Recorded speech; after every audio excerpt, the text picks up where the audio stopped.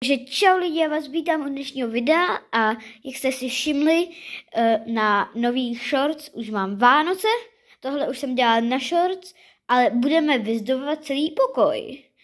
Ještě nejsem odhalená, odhalím se za 100 odběratelů, nebo ještě uvidím, ale asi jo. A když dáte 100 odběratelů, tak mě uvidíte. A chtěla jsem říct, že dneska budu tam vyzdobovat celý můj pokoj. No, ne celý můj pokoj, ale prostě většinu. Už vánočně, já už se hrozně moc těším na Vánoce. A můžeme jít na to.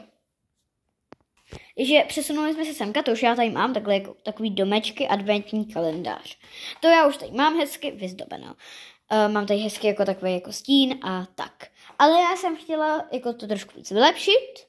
Takže tady ten borčus tam vedle úplně nechci ukazovat, protože tam mám fakt velký borčus. Musím uklidit, aby to bylo takový víc vánoční a zkusit najít nějaký vánoční polštář nebo nějaký vánoční povlečení, aby to vypadalo nějak dobře. Takže já se teďka přesunu, tady mám hodně prostě věcí a tak. Takže teďka udělám takovej menší věc. Odebereme ty všechny plišáky. Zatím je dáme pryč, takhle jakože odhodíme. Odděláme to všechno. A polštáře bych tady nechala, jako nejsou úplně vánoční, ale to nevadí úplně. Jo, prostě nějak jako to tady poskládám. Toto musím odníst. To není vánoční. Takže tak. To hodím sem. Lamu odneseme zatím takhle na zem. A jdeme se vrátit zpátky. Takže, ježiši, tady zůstala noha, no. To nebudeme řešit. A jdeme na to, tyjo. Takže takhle to tady hodíme, polštář. Celkem se to dá, možná bych to hodila semka. A toto sem. Takhle si myslím, že je to dobrý. A můžeme jít na to. Takže jdeme na další. Takže teďka jsme tady. Tady postel mám už vánočně, ale musíme to trošku vylepšit. Takže děláme to takový nadýchanější a vyzdobíme jak jinak než vánočníma plišáky. Mám hodně vánočních plišáků, protože to prostě mám rád, ty vánoční plišáky a tak. Tady oddělám nabíječku, se tím hodím semka. Tak. A jdeme na to teda. Že medvěda bych hodila takhle semka, ať je to takový víc jako, toto si pak oddělám. Toho druhýho bych takhle taky hodila takhle. Co si myslíte o tom takhle? Asi dobrý. Řekla bych dobrý. Králík ten úplně není vánoční, takže ten jde zatím pryč. Takže teďka jdem pro další plišáky. Takže jsme zpátky, mám tady i nějaký plišáky, co nejsou vánoční, ale já jsem je tam chtěla dát, protože se mi to tam jako tak líbilo, že asi bych začala tady tím velkým medvídkem. A ještě jsem zapomněla jednoho plišáka, takže počkejte. Tak je zpátky. Takže tady mám ještě jednoho plišáka, takovýho pejska. Toho bych asi tady za polštář dala, aby si jako sedl. A já tady nějak uspořádám a ukážu vám to.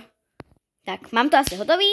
Já jsem taky, takže tady v takovém rohu je takový ty prostě perníček, hásky, tomu bych řekla, že je taky takový vánoční, že je prostě na sníh, sněhulák a tady. Pak mám medvídky, co úplně nejsou vánoční, kromě tady toho prostředního.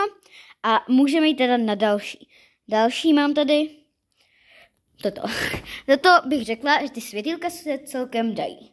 Ale musíme nějak hezky rozložit, aby to vypadalo dobře. Takže můžeme jít na to. Takže já to rozložím a jdeme na to. No, snažila jsem se to nějak rozložit úplně jako neprofesionálně, ale dá se to, si myslím, jako úplně nádhera. Takže jdeme dál. Takže další tady máme můj stůl. Je tady celkem borčus, takže teď ho uklidíme. Hotovo? Nebylo to jen zkušení, prostě trošku jsem to dělala. Asi jako 3 minuty, já jsem tak jako rychle to, ještě tady toho medvídka, toho bych dala semka. Tady musí hezky sedět, že tady už mám takovýho soba, který když se zapne, tak by měl takhle bliká a toho zatím vypnu. Dobrý? A jdeme teda jako na ten stůl. Já to chci mít trošku vánočně, neřešte, proč tam mám Jana Mariánka, já jsem kreslila. Mám tady celkem borčus, ale dá se to celkem, jo?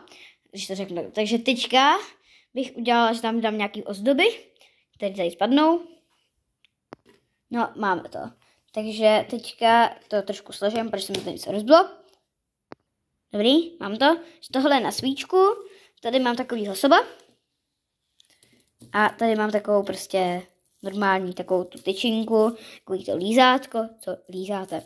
Že to si asi pověsím asi zase semka na tu lampu, kterou tady mám, to bych asi pověsila jako nějak takhle, aby to vypadá nějak dobře jako u toho soba, tak to si myslím, ale nevím jako úplně.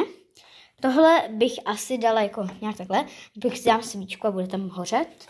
A toto bych dala semka, jak jinak, prostě hezký.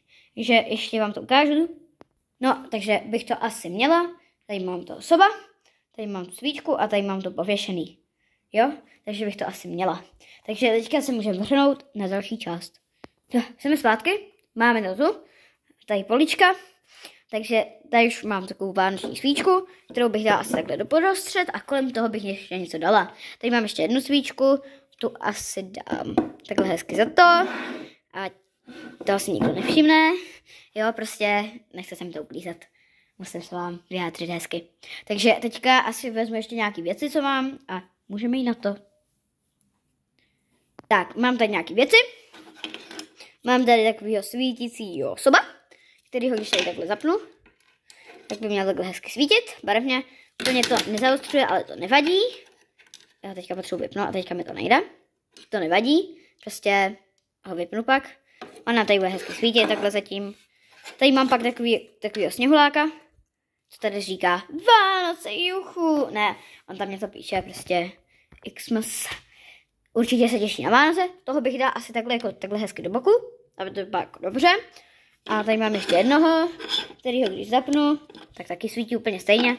Takže toho vypnu i toho soba, který mi nejde vypnout.